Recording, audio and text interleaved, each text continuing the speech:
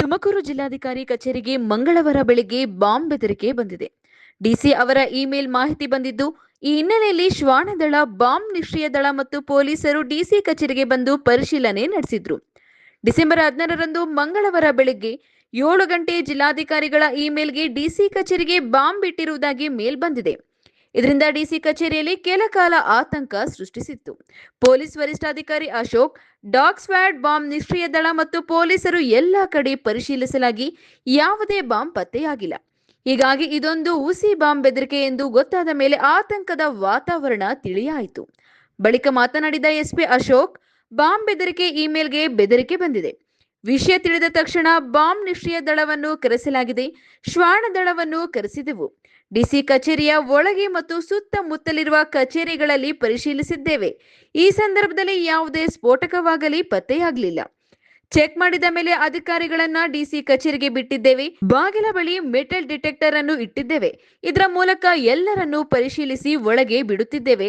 High alert ನಲ್ಲಿ ಇರುತ್ತೇವೆ. ಮೇಲ್ ಬಗ್ಗೆ ಎಫ್ಐಆರ್ ಮಾಡಿ ಕೂಲಂಕುಷವಾಗಿ ತನಿಖೆ ಕೈಗೊಳ್ಳುತ್ತೇವೆ. ಮೇಲ್ನಲ್ಲಿ ಏನೇನು ಇದೆ ಎಂಬುದನ್ನು ತಿಳಿದುಕೊಂಡು ಮುಂದಿನ ಕ್ರಮ ಕೈಗೊಳ್ಳುತ್ತೇವೆ ಎಂದು ಹೇಳಿದರು.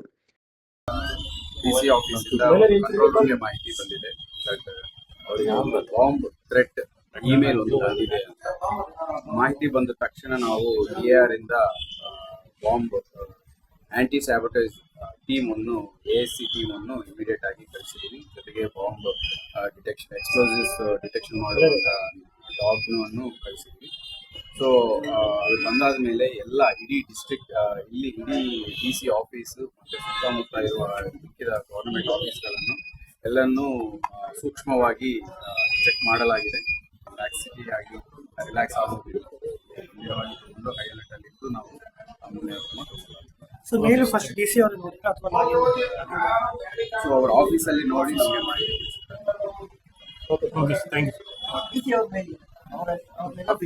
ಡಿಸಿ ಅವರ ಅಫಿಷಿಯಲ್ ಮೇಲ್ಗೆ ಬಾಂಬ್ ಬೆದರಿಕೆ ಬಂದಿದೆ. ಅದು ಹೆಡರ್ ಕನ್ನಡದಲ್ಲಿದೆ. ಬಾಡಿ ಬಂದು ಇಂಗ್ಲಿಷ್ನಲ್ಲಿದೆ. ಇದರ ಬಗ್ಗೆ ತನಿಖೆ ಮಾಡಲಾಗುವುದು. ಇನ್ನು 2-3 ದಿನ ಐ ಅಲರ್ಟ್ ನಲ್ಲಿ ಇರುತ್ತೇವೆ. ಈ ಪ್ರಕರಣವನ್ನು ಗಂಭೀರವಾಗಿ ತೆಗೆದುಕೊಳ್ಳುತ್ತೇವೆ ಎಂದರು. ತಿಮ್ಮಯ್ಯ, ಈ ನ್ಯೂಸ್ ಟಿವಿ, ತುಮಕೂರು.